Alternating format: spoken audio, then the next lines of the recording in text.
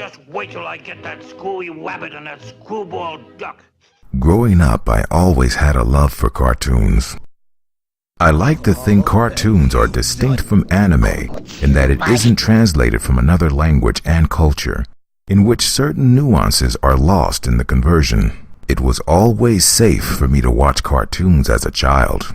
I didn't have to worry about getting in trouble for watching something I shouldn't. Even when Bugs Bunny, dressed in drag, would kiss Elmer Fudd. Or in Tom and Jerry when I would see some fairly offensive racism of days gone by, well before my time, and in my ignorance and innocence, I'd laugh.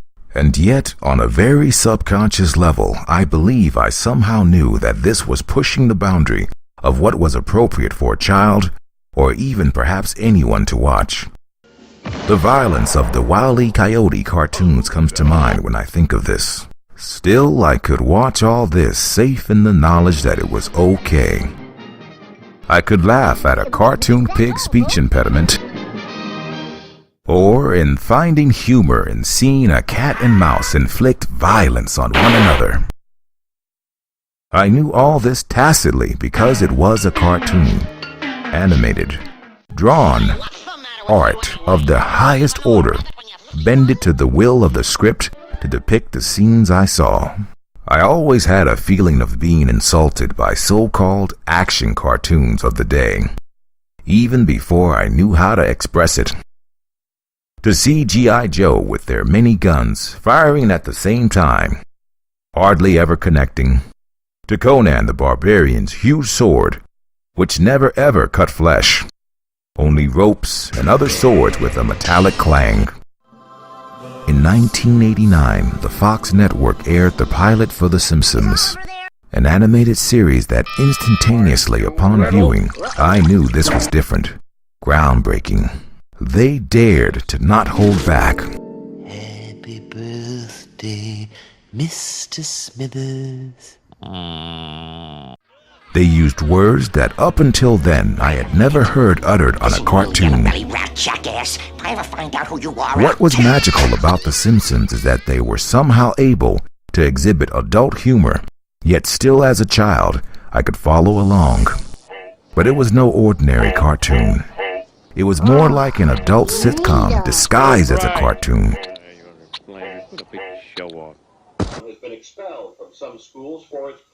It all seemed so controversial back then, and it was for the times.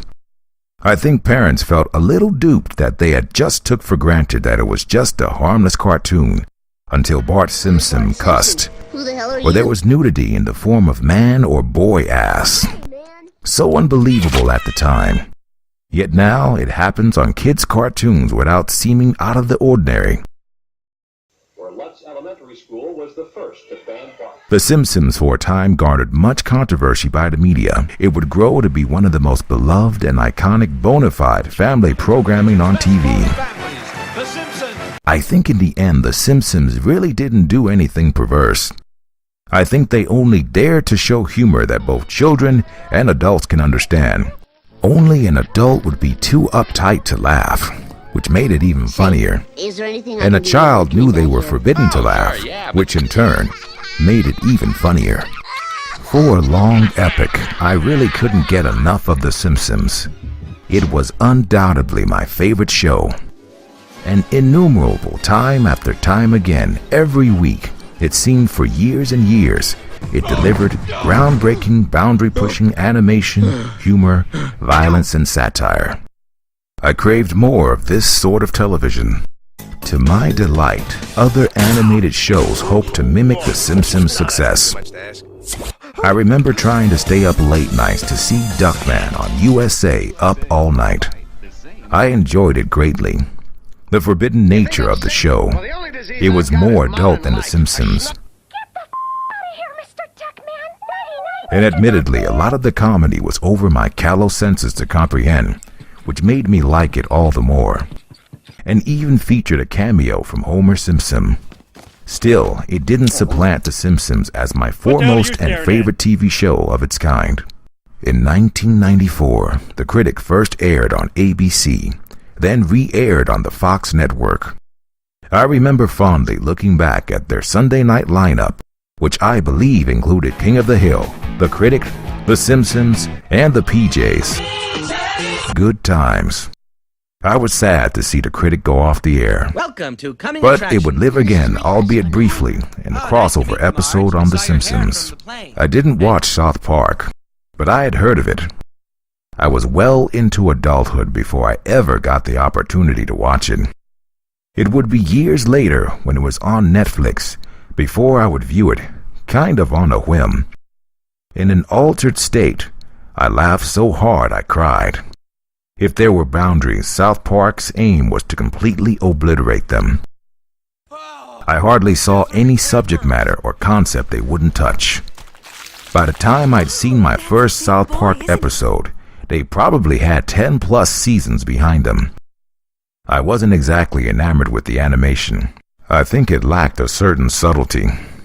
The makers of The Simpsons seemed to agree.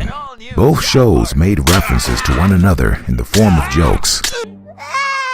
Don't have a cow, man. Dude, The Simpsons done everything already. Who cares? But I don't think there was ever a crossover. And so, The Simpsons remained the epitome of that certain something I wanted in an American adult animated sitcom. It had violence, sex, adult situations, and family, all depicted in the voice of satire. Its decline began subtly, then rapidly. I continued to watch even though it had lost its charm for a great while. And then a cartoon aired on Fox that looked very familiar to The Simpsons, created by Seth MacFarlane. Its edge was noticeably sharper than that of The Simpsons.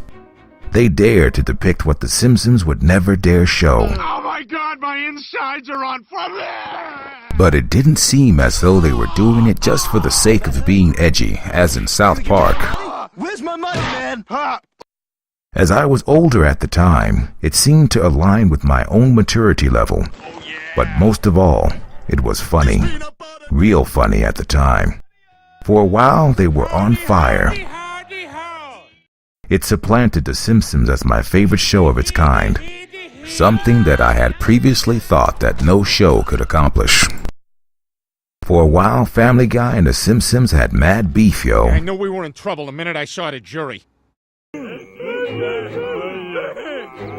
don't want you in our town, Simpson. We don't love you like we did in 1993. It was squashed when they had an epic crossover. But the crossover episode aired long after Family Guy 2 began to decline. Somewhere in the middle of all this, Cartoon Network began showing a series of animated adult shows, aptly named Adult Swim. They would show reruns of Futurama, Family Guy, and such shows as The Boondocks, Awkward Teen Hunger Force, and Venture Brothers. I still remember coming home from work late nights and sitting down to watch home movies. Oh, that's genius, Melissa. I liked its subtle humor, and I found its characters and animation endearing. Dwayne's not dead. I purchased its entire anthology on DVD, mainly due to the voice acting of H. John Benjamin, who would go on to star in his own animated series, which I do enjoy very much, though admittedly I am currently behind on the series. Almost without realizing it, I began to grow out of my affinity for animated shows of this kind. I still enjoyed such shows as Archer, and even the much-hated Alan Gregory. But I thought no show could ever capture my imagination as The Simpsons did, then Family Guy. That is until I was introduced to Rick and Morty rather reluctantly. I was more than biased in a negative way. A younger relative basically begged me to watch something on the internet. YouTube, in fact. He wanted me to watch this scene. What is it, I asked. He said, just watch. And so I did. What would happen next would blindside me in the most incredible way. I was totally taken aback by the scene that would be depicted. It was like nothing I had ever seen in a cartoon. It was a combination of the voice acting, animation, and subject matter which did it. Though in real life it would have been a serious matter. Animated such as it was, I laughed hysterically, and was shocked at the same time. It pushed my sensibilities even further than South Park could, but you weren't expecting it like in South Park. The animation was superb and detailed, and they somehow managed to capture the brutal nature of it all. Mr. Meeseeks, look at me! You make a request. But it was the voice acting that really brought the series together. The feeling I got reminded me of how I felt about The Simpsons once upon a time, though I was much older and perhaps a little jaded. Such was how I became immersed with Rick and Morty. It instantly became my favorite show. But it wasn't just a sitcom. It added a very welcome sci-fi element to it, which I have a great affinity for. Till now, it is the one show on television that I get excited for when a new episode is about to air. It now holds the place in my heart that The Simpsons and Family Guy once held, and I believe it is the heir apparent to the legacy of these series.